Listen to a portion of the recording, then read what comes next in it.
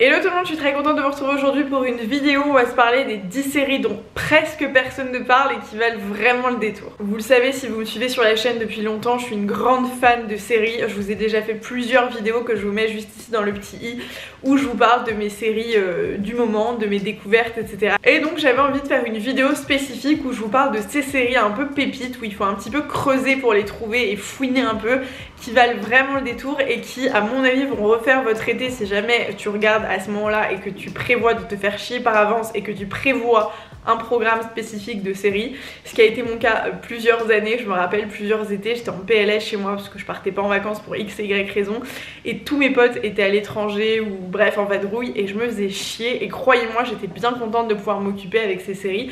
Donc peut-être que c'est ton cas, dis-moi d'ailleurs à quel moment, à quelle date tu regardes, tu tombes sur cette vidéo et d'ici là peut-être qu'il y aura de nouvelles vidéos sur le sujet. Si ça t'intéresse et que tu n'es pas abonné, je t'invite à le faire, c'est gratuit, ça me fait plaisir. Et ça te fera plaisir aussi puisque ça te servira peut-être dans l'avenir, voilà. Évidemment si vous avez des séries à me partager, je suis plus que preneuse. Comme à chaque fois, ce que je vous demande, vraiment les gars, les commentaires sont ouverts. Si ces 10 séries sont dans la vidéo, c'est qu'elles méritent de l'être, il n'y a pas forcément d'ordre de préférence. La série Ragnarok dont je vous ai déjà parlé il me semble, c'est une série qui se tient dans la ville fictive norvégienne d'Eda, qui est une ville ternie par la pollution industrielle et le réchauffement climatique. Jusqu'à ce qu'un adolescent qui s'appelle Magne, au pouvoir de Thor, commence à combattre ce qui risque de détruire la planète. Son frère Loritz va s'avérer être Loki et l'employé du supermarché une Norgne. Gris fait tourner la tête à Magne, donc le héros principal, mais elle lui préfère Fjord, fils du magnat local que Loritz aurait aimé séduire.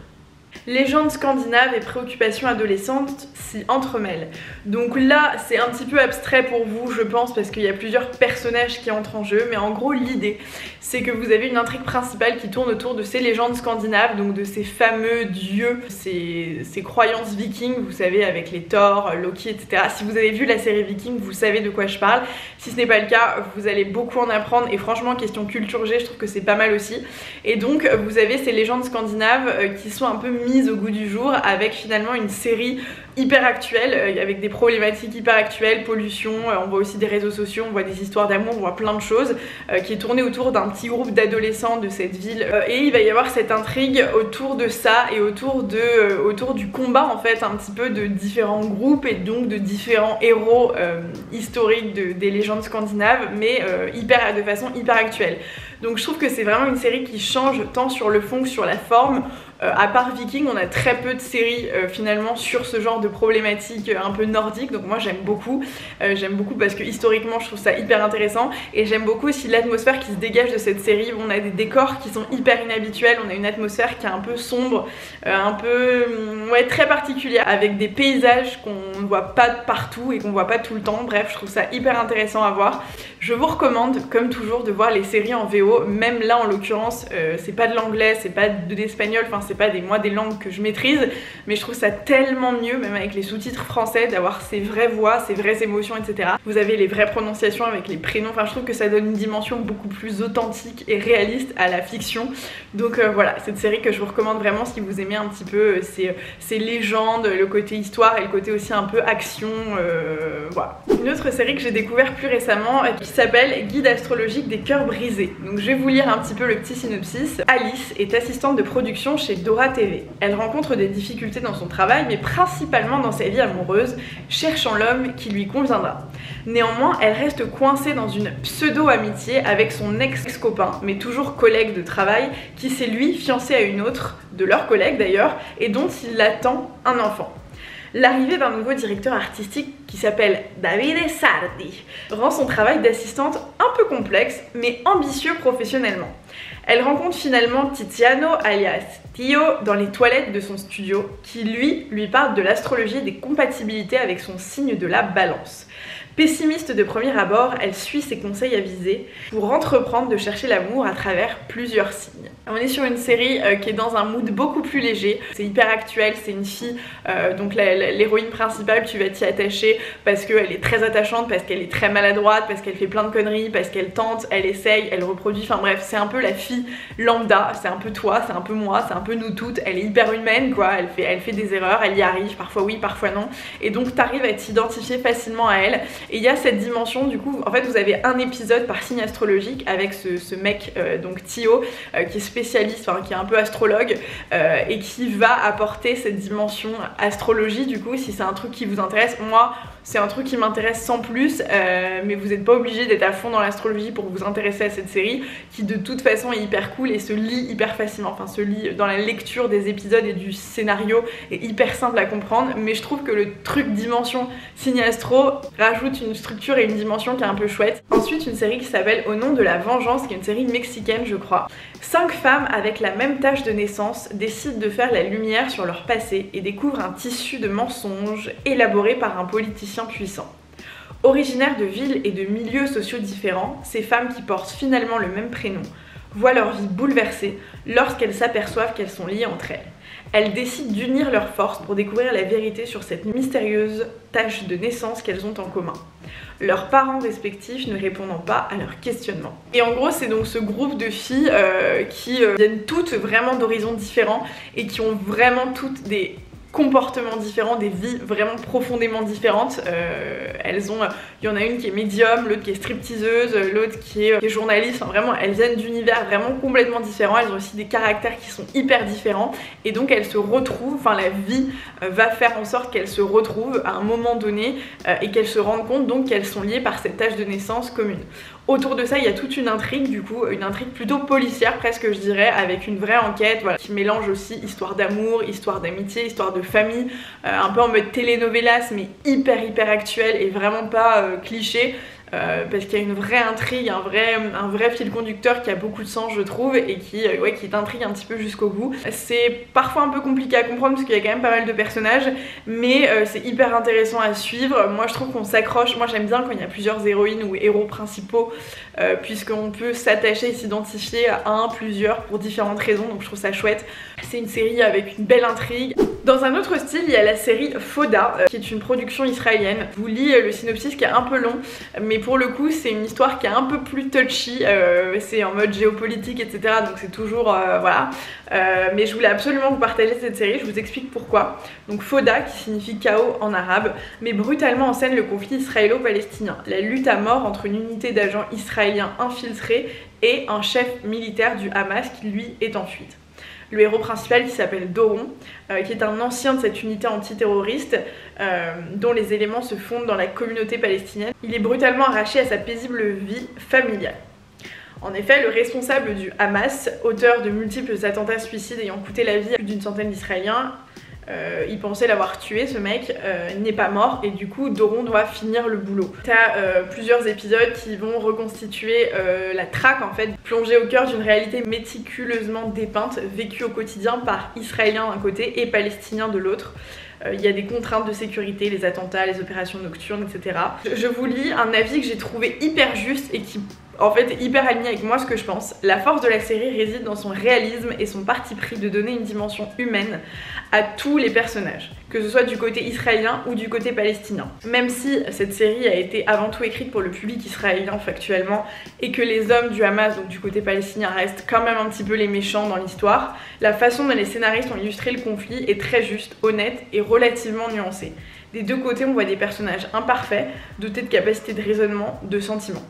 Donc ça, là, ici, on n'est pas dans une vidéo où je viens vous donner mon avis sur ce conflit, il faudra en discuter pendant des heures. Et cette série, je l'ai trouvée assez intéressante justement pour ce côté-là. Évidemment que peu importe le scénariste, peu importe le réalisateur, on aura quand même toujours un parti pris, on est quand même humain, il y aura forcément, voilà, tu vois, la balance, elle peut pas être 100% équilibrée. Je trouve quand même que ça tend vers un équilibre presque parfait. C'est une série qui est bien réalisée, je trouve. Vraiment, t'as l'impression que c'est un docu-réalité, quoi. T'as l'impression que vraiment les mecs sont en caméra embarquée, etc. Donc je trouve ça vraiment, ce côté vraiment hyper impactant que je trouve hyper intéressant. Une autre série un petit peu historique qui s'appelle Le Bazar de la Charité, cette fois-ci qui est une série française qui s'inspire d'un fait réel, l'incendie du Bazar de la Charité qui est survenu en 1897 à Paris. C'est un incendie dévastateur qui détruit en quelques minutes le bazar de la Charité, qui est un édifice qui abrite une manifestation à ce moment-là caritative très courue et qui fait plus de 120 morts, essentiellement des femmes de la haute société et leur personnel accompagnant. À cette occasion, 3 femmes, Adrienne, Alice et sa bonne Rose Rivière, voient leur destin bouleversé. Entre usurpation d'identité, amour interdit, changement radical de vie, émancipation, cette mini-série nous plonge dans les sociétés parisiennes de la fin du 19e en suivant le destin romanesque de ces 3 héroïnes. Donc pareil, c'est une série historique donc qui relate de faits réels. Moi je pense que c'est un truc que j'aime bien finalement. Moi je suis une grande fan d'histoire et j'aime beaucoup en apprendre, j'aime beaucoup les fictions, j'aime beaucoup m'évader un petit peu, mais j'aime beaucoup faire d'une pierre deux coups et me dire ok je regarde un truc qui en fait va peut-être me servir d'un point de vue culture G. Je trouve ça hyper intéressant de voir Paris à cette époque. Étant parisienne, forcément c'est des choses qui m'intéressent, de me dire ok, tu vois en termes de décor c'est assez fou de voir les maisons dans lesquelles ils vivaient, etc. De voir là où on vit maintenant à Paris, n'est-ce pas? Peu importe. Donc tout part de cette soirée-là, de cet événement, de ce lieu, donc le bazar de la Charité qui prend feu, et de la fin un peu tragique de ce premier épisode où finalement effectivement tu vas avoir ces 3 héroïnes qui vont avoir des destins qui vont complètement changer suite à ça. Et tu vas suivre leur histoire, suivre leur combat parfois après cet événement. J'ai trouvé les décors incroyables, franchement on s'y croirait vraiment, donc vraiment je vous la recommande. Une série qui s'appelle Innocent, qui est une série je pense espagnole. Il y a beaucoup de séries espagnoles en ce moment, là j'en ai découvert une autre dont je vous parlerai peut-être dans la prochaine vidéo qui s'appelle Bienvenue à Eden, quelque chose comme ça, que je raffole des productions espagnoles. Bref, donc là c'est la série Innocent.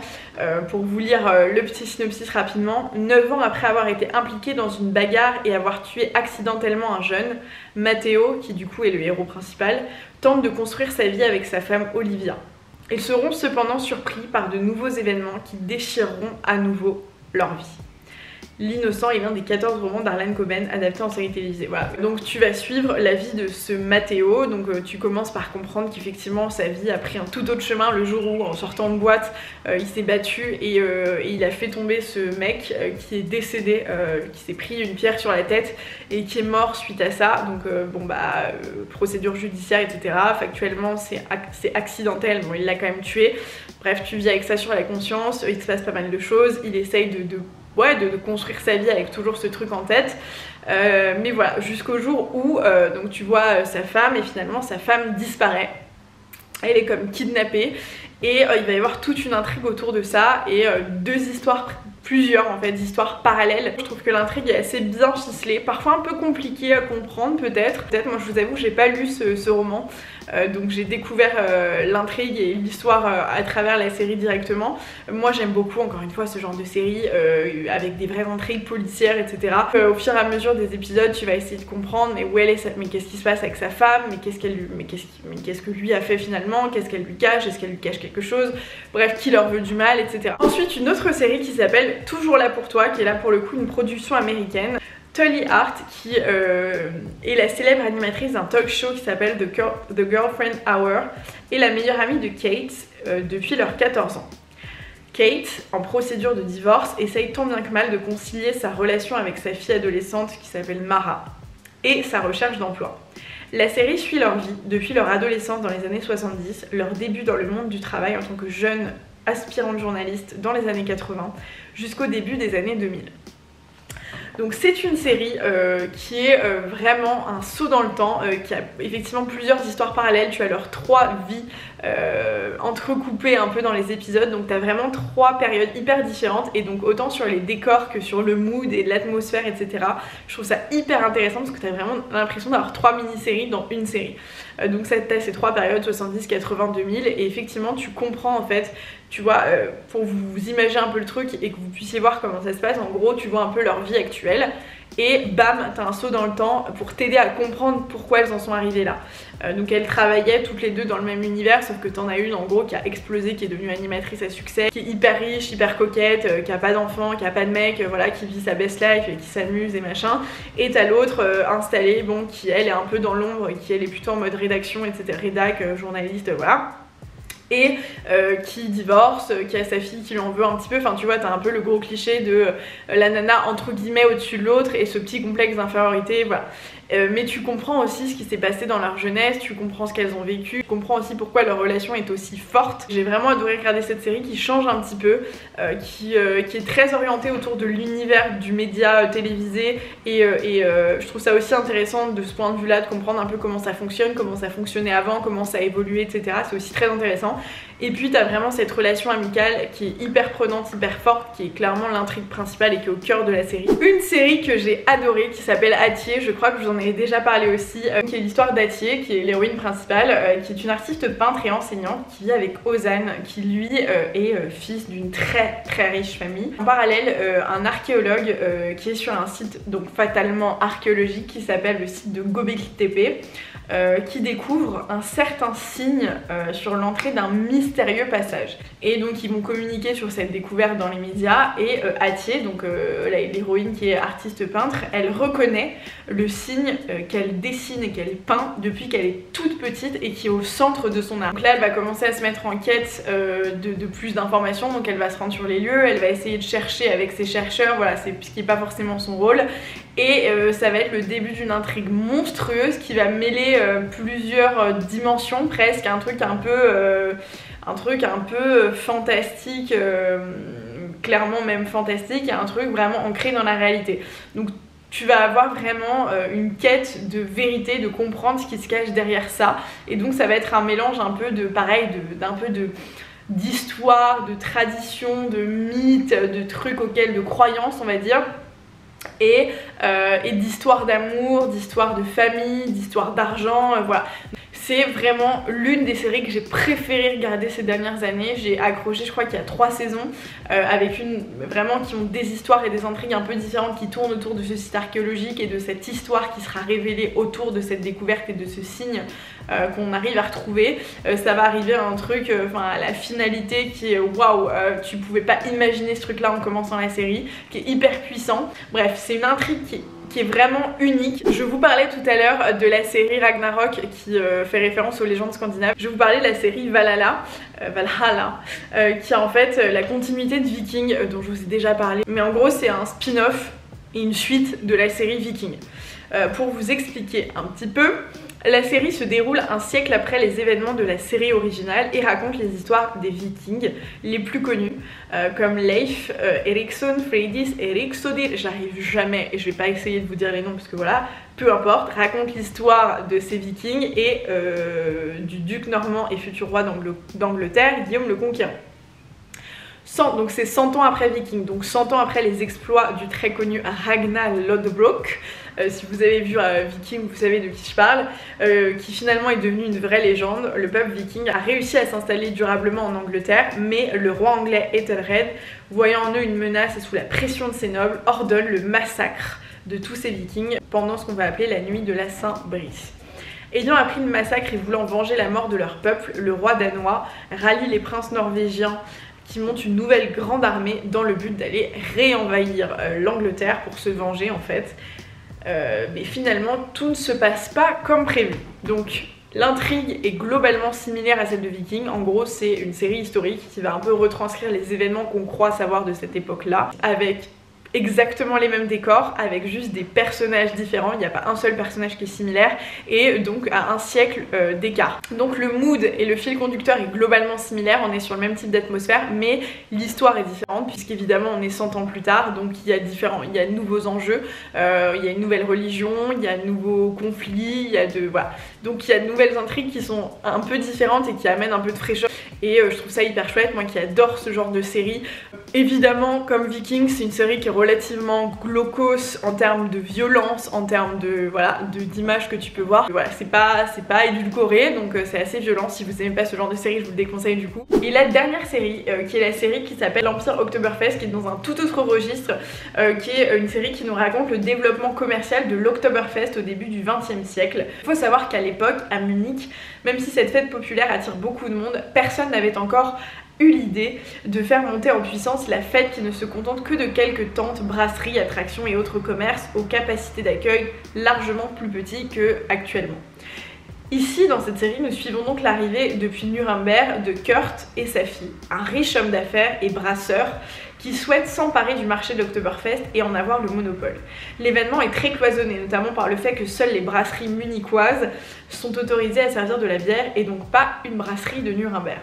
De fait, il ne peut avoir de permis de servir de l'alcool et il utilise donc une autre stratégie, celle de récupérer par divers moyens, plus ou moins légaux d'ailleurs, des terrains pour y construire son grand projet. Une immense tente qui peut accueillir plusieurs milliers de personnes. Donc c'est un peu brut comme synopsis. Voilà, c'est moi honnêtement, c'est Roman qui a commencé à se dire ok on va regarder cette série, moi c'est une thématique qui m'intéresse pas du tout, je déteste la bière, je déteste ce mood, etc.